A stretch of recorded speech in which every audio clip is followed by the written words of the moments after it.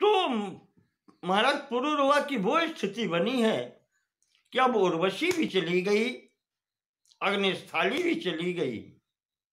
वहां पर ये शमी का वृक्ष देखा जिसके ऊपर से पीपल का वृक्ष हुआ था, उगा था।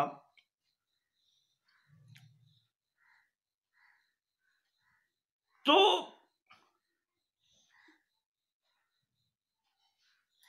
अश्वत्थ शमी गर्भो अभूत, पीपल का वृक्ष शमी के गर्भ से निकला था, उसको देखा है। तो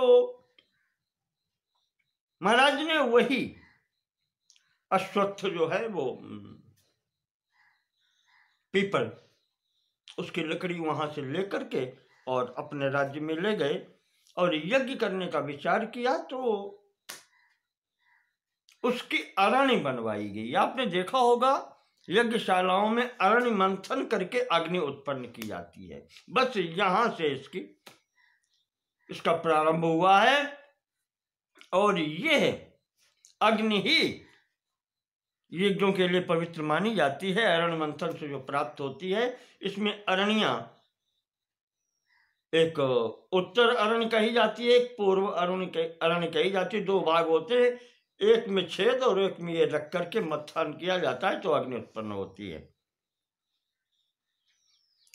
और यही अग्नि तीन भाग इसके किए गए, गार्हपत्य, आहवनीय और दक्षिणाग्नि, तीन भाग इस अग्नि के किए गए। गार्हपत्य गृहस्थ आश्रम में प्रयोग होने वाली अग्नि जो है वो गार्हपत्य अग्नि कही जाती है, जो आपके चूल्हे में जलती है। आहवनीय यज्ञशालाओं में उत्पन्न जो प्रयोग होती है वो होती है। और दक्षिणाग्नि ये अग्नि है जो कहना चाहिए कि इन दोनों से हटके अन्य क्रियाकलापों के लिए प्रयोग होती है। और ये वैसे तो दक्षिणाग्नि का प्रभाव जो है मारल मोहन उच्चाटन इत्यादि, वो जो कपालिक प्रक्रियाएं हैं, चिता की अग्नि, ये सब इसके स्वरूप हैं। तो तीन यहां से अग्नियां, तीन विभाग अग्नियों के महाराज जी ने किए हैं। इसके बाद में आकर के उन्होंने वैदिक विधि से यज्ञ इत्यादि की और उनका जो लक्ष्य था वो उर्वशी को प्राप्त करना था। उसी यज्ञादि के फलस्वरूप उन्होंने गंधर्व लोक, उर्वशी लोक की प्राप्ति की। यहां पर उर्वशी के द्वारा महाराज जी को जो मैंने कहा था 6 पुत्र प्राप्त हुए, जिनके नाम यहां दिए गए हैं। आयु, अमावसु, विश्वावसु, श्रुतायु, शतायु और अयोतायु, ये 6 पुत्र हुए यहां पर। आयु, अमावसु, विश्वावसु, श्रुतायु, शतायु और अयुतायु। तो पुरुरवा के ये 6 पुत्र हुए। ये चंद्रवंश का चल रहा है। अब विवरण यहां से, ये सब चंद्रवंश है। चंद्रमा के बुध और बुध से पुरुरवा, पुरुरवा की 6।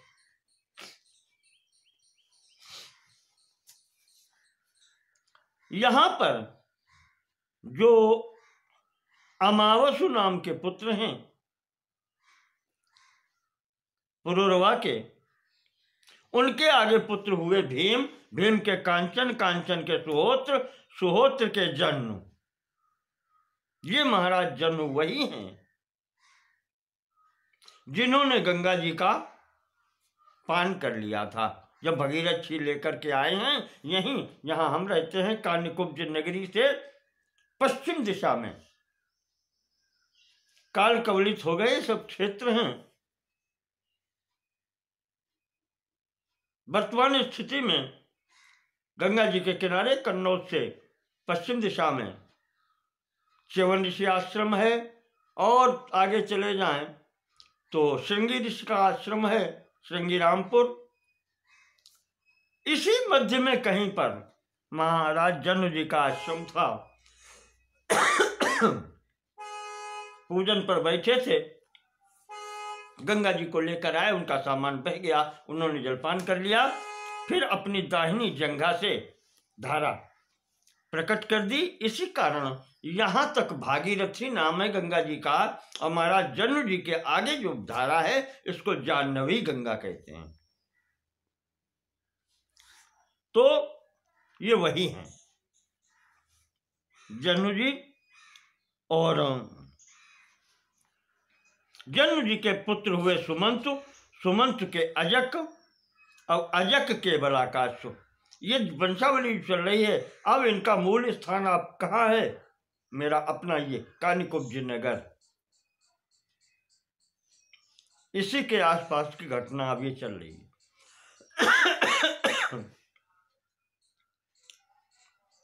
तो जन्म के सुमंत हुए, सुमंत के अजक हुए, अजक के बलाकाश हुए, बलाकाश के कुश हुए। आगे कन्नौज में आ गए। अब इन कुश महाराज के कुशाम्ब, कुशनाभ, अमोत्रजा और बसु, ये 4 पुत्र हुए। कुश के पुत्र, ये कुश की वंश कहा जाता है आगे, तो ये सब कौशिक कहे जाते हैं।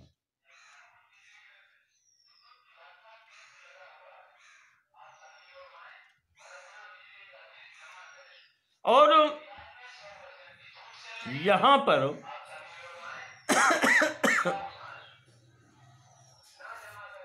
यहां अधूर्त रजा नाम लिखा है। श्रीमद् भागवत में इनका नाम तनय बताया गया है। कुशाम्ब, तनय, बसु और कुशनाभ। तो इनमें जो सबसे बड़े हैं कुश के पुत्र कुशाम्ब, उन्होंने इच्छा उत्पन्न की, इच्छा उनकी हुई कि मेरा पुत्र जो हो वो इंद्र के समान बलशाली हो, इसलिए उन्होंने पुत्रेष्ट यज्ञ की।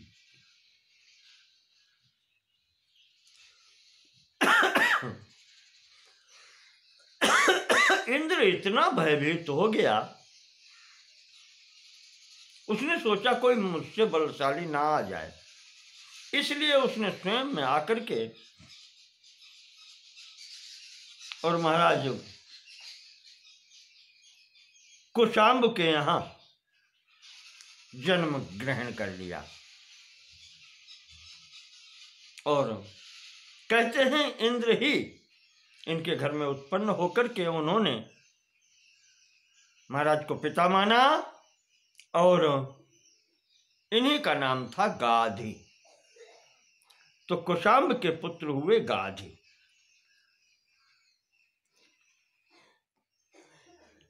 और कुश के पुत्र हैं, संतान हैं, तो विशेष तौर से कौशिक, गाधी भी कौशिक कहे गए।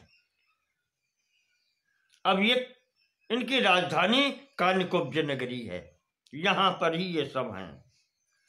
महाराज गाधी की एक पुत्री थी जिसका नाम था सत्यवती, पुत्र कोई नहीं था। एक दिन एक घटना घट गई।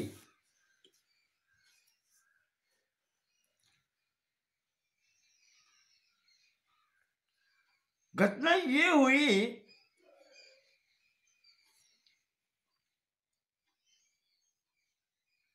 कि महाराज ऋचिक भृगुवंशी हैं, उनको इच्छा आई विवाह करने की, और वो आ गए।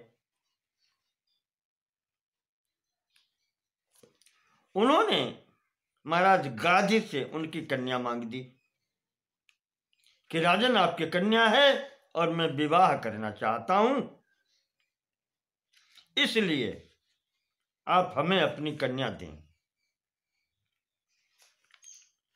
तो राजा ने देखा वही बात आ गई समक्ष कि एक ऋषि को राजकुमारी दें, कैसे, क्या होगा।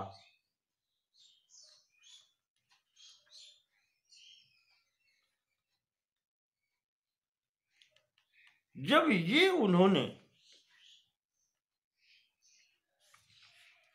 स्थिति देखी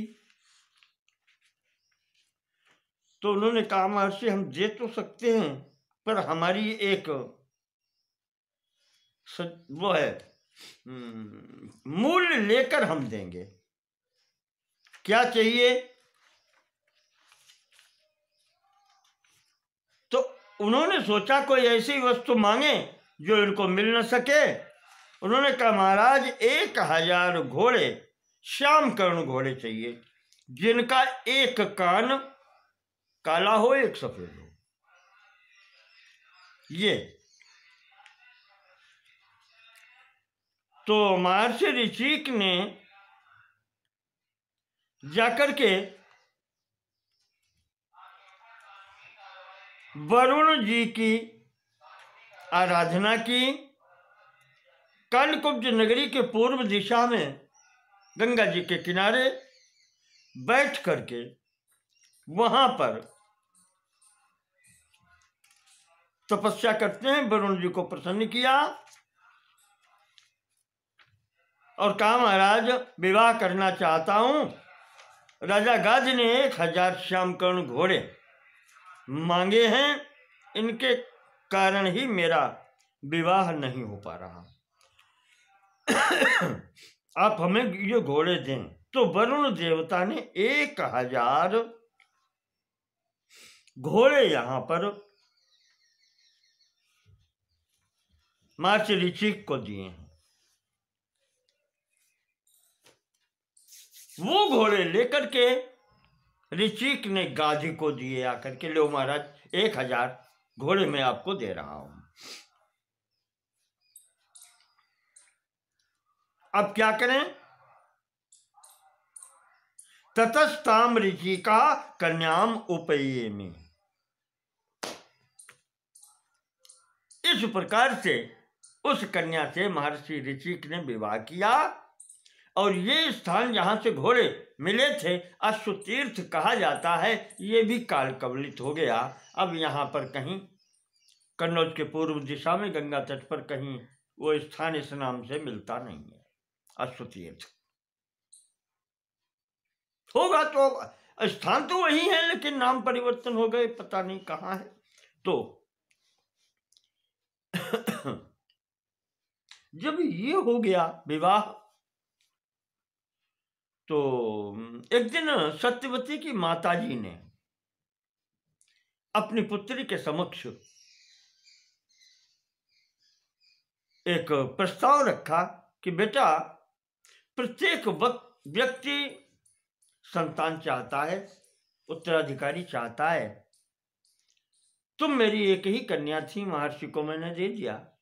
महर्षि सामर्थ्यशाली हैं, तुम्हें तो पुत्र रत्न की प्राप्ति होगी। महर्षि से कृपा करके प्रार्थना करो कि मुझे भी एक वंशधर पुत्र की प्राप्ति हो जाए। सत्यवती ने प्रस्ताव पति के समक्ष रखा। महर्षि ऋषिक ने 2 चरु तैयार किए, एक सत्यवती के लिए और एक माता जी के लिए। कहा कि ये चरु तुम्हारी माता जी के लिए है, उनको देना, इससे उन्हें क्षत्रिय बालक की प्राप्ति होगी।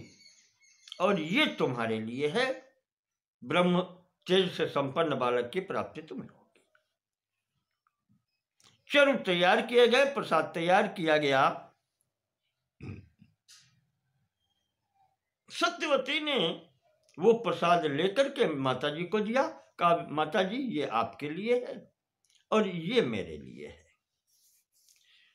दोनों चरु अलग अलग देख करके माता के हृदय में एक, क्या कहें, जो चीज होती नहीं है उसके लिए बहुत वो होती है, इच्छा, अभिलाषा होती है। माता ने कहा कि बेटा, प्रत्येक व्यक्ति अपने लिए अच्छी संतान चाहता है। दूसरे के लिए तो ये भी हो सकता है, हो न हो, जो भी हो ठीक है, तब अपने लिए अच्छी संतान की ही कामना करता है। तो अगर बुरा न लगे, अतो अर्हसि मम आत्मीयम चरुम दातुम, अगर तुम्हें बुरा ना लगे तो अपना चरु मुझे दे दें। मदीयम चरुम आत्मनोपयोक्तुम, और मेरा चरु बेटा तुम ले लो। माँ बेटी की बात हो, माता ने कहा बेटी को क्या आपत्ति, ने कि चलो माता जी, इसी चरु दोनों तैयार किए गए पुत्र के लिए ही हैं। माँ बेटी ने चरु बदल लिया। जब ऋचिक जी आए, उस समय थे नहीं, ऋचिक जी ने जान लिया और ऋचिक ने अपनी पत्नी से कहा कि तूने ये क्या कर दिया,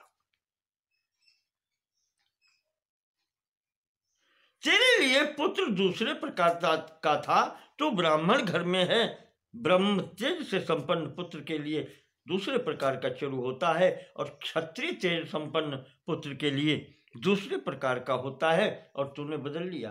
तेरा पुत्र घोर कर्म करने वाला होगा।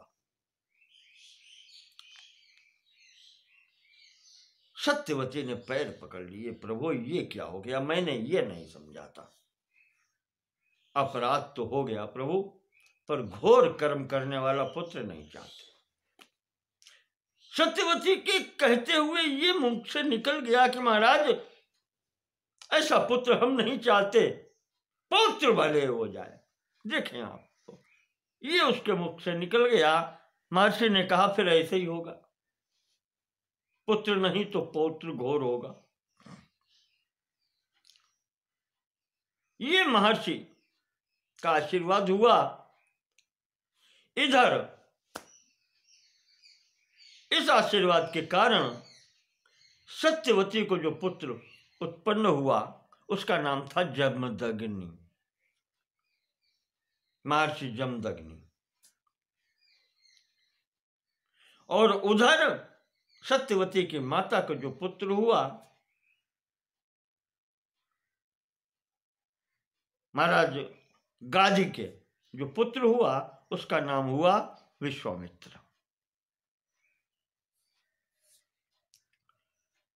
तो ये ब्राह्मणों के आचारवान इसमें प्रधानता हो गई विश्वामित्र में।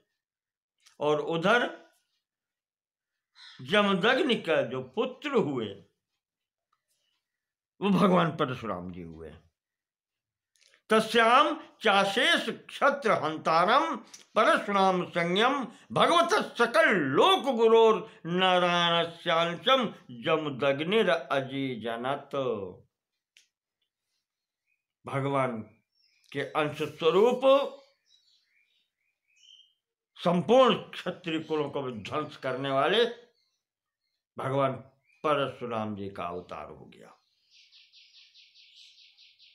यहां पर विशेष बात ये रही, जमदग्नि जी का जो विवाह हुआ था वो सूर्यवंशी राजा एक रेणुक थे।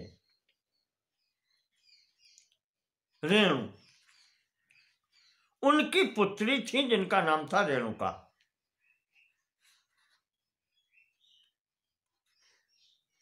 ये भी राजकुमारी थी, क्षत्रिय राजकुमारी, और इनका नाम रेणुका था। इस रेणुका के गर्भ से भगवान परशुराम का जन्म हुआ, जमदग्नि जी के पुत्र।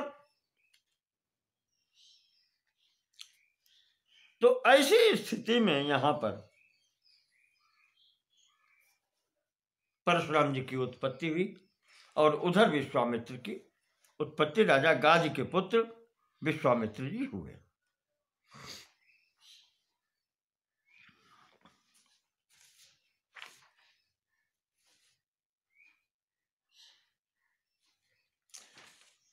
ये बात मुझे याद आता है धनुष यज्ञ के सीता जी के विवाह प्रसंग में जब वो मार्ग में परशुराम जी मिले थे और उन्होंने इनको बारात वापस जा रही थी, तो वहां पर परशुराम जी ने आकर के विघ्न डालने का प्रयास किया, तो भगवान राम ने उनका क्रोध शांत किया और शांत करके जब शांत हुए परशुराम जी, तब उन्होंने कहा है, वहां पर पद्म पुराण में आता है, शेष जी ने सनातन जी को कथा, राम कथा सुनाई है। वहां पर परशुराम जी ने स्वीकार किया है कि राम, मैं तुमको मारने नहीं आया था। लक्ष्मण से भी कहा, और वहां पर एक बात कही थी, इक्ष्वाकवो न बध्या में माता महकुलोद्भवा। इक्ष्वाकु वंशी क्षत्रियों को मैंने कभी मारा नहीं, न बध्या में, वो मेरे बद्ध नहीं है। क्यों? माता मह कुलोद्भवा, मेरे नाना का वंश है वो, और मेरी माता ने वचन लिया था कि मेरे परिवार के लोगों के ऊपर हाथ नहीं उठाओगे। सूर्यवंश पर महाराज जी ने कभी हाथ नहीं उठाया। इक्ष्वाकवो न बध्या में माता महकुलोद्भवा वीर्यं क्षत्रबलं श्रुत्वा न शक्यं सहितुं मम। ये कहा है वहां पर परशुराम जी ने। पर कोई क्षत्रिय की बड़ाई करे मेरे सामने तो मुझे सहन नहीं होता, बस यही बात है राम, इसलिए मैं यहां आ गया। मैंने तुम्हारा वो सुना कि तुमने वो कार्य किया है जो तीनों लोकों में कोई नहीं कर पाया, शिव धनु भंगा, इस कारण से मैं आया था। तो ये स्थिति बनी परशुराम जी की। यहां थोड़ा सा इशारे मात्र किया है, जमदग्नि ही इक्ष्वाकु वंशोद्भवस्य रेणोस्तनयाम रेणुकाम उपये में। सूर्यवंशी राजा रेणु की कन्या रेणुका से जमदग्नि जी ने विवाह किया था, उससे भगवान परशुराम हुए। और इधर गाज के पुत्र जो विश्वामित्र जी हुए, उन्हें महाराज हरिश्चंद्र की यज्ञ में जो पुत्र प्राप्त हुआ था, सुनाशेप, मैं कथा सुना चुका हूं, चाहे तो YouTube चैनल पर भी पुनर्उपलब्ध कर सकते हैं। ये कथा मैंने श्रीमद् भागवत में भी थोड़ी संक्षेप से सुनाई थी, और विस्तार से कथा देवी भागवत में है। महाराज हरिश्चंद्र के यज्ञ की सुनाशेप यहाँ पर उसको पुत्र रूप में प्राप्त हुआ। ये भी बालक वैसे तो महर्षि ऋषिक के ही परिवार का है, इस कारण से ये इस बालक सुनाशेप के विश्वामित्र जी मामा होते हैं, पर यहां से ये उनका पुत्र माना गया और इसको यहां पर विश्वामित्र जी का ही गोत्र प्राप्त हुआ। तो बहुत से यहां पर महाराज जी के पुत्र हुए हैं, कई विवाह हुए विश्वामित्र जी के। तो उनमें से अष्टक नामक पुत्र एक था, उसको राज्य सिंहासन दिया गया है। स्कंद पुराण में आया है कि जब महाराज जी ने राज सिंहासन विश्वामित्र ने छोड़ा, ब्राह्मण वृत्ति में चले गए, ऋषि वृत्ति में चले गए, तो विश्वसह नाम का जो पुत्र था उसको राज सिंहासन दिया है। महाभारत इत्यादि में घटना आती है, महाराज जी के एक पुत्र हैं अष्टक नाम के, विश्वामित्र जी के, उन्हें काण्यकुब्ज नगरी का शासन दिया गया। इस प्रकार से यहां तक की बात महाराज विश्वावसु अमावसु के संतानों के विषय में आई है चंद्रवंश की। आगे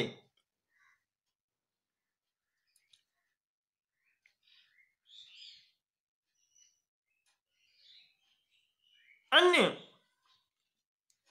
इनकी बातें आती हैं पुत्रों की। दूसरे पुत्र हैं जिनका नाम है आयु। विशेषकर संभवतः ये सभी पुत्रों में बड़े हैं महाराज पुरुरवा के, इसलिए इनके ही वंश का विस्तार से वर्णन यहां पर आया है। इन आयु नाम के पुत्र ने राहु जो ग्रह है उसकी कन्या, उसकी पुत्री के साथ में विवाह हुआ था इनका। इन महाराज आयु के 5 पुत्र हुए। नहुष, क्षत्रवृद्ध, रंभ, रज और अनेना। ये 5 पुत्र हुए हैं।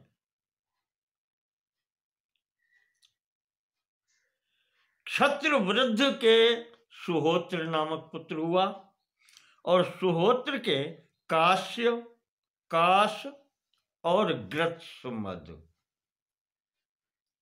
ये 3 पुत्र हुए हैं। इन्हीं में से महर्षि ग्रत्सुमद के पुत्र शौनक हुए, जो उन्होंने अपने शिष्य प्रसिद्ध से बनाए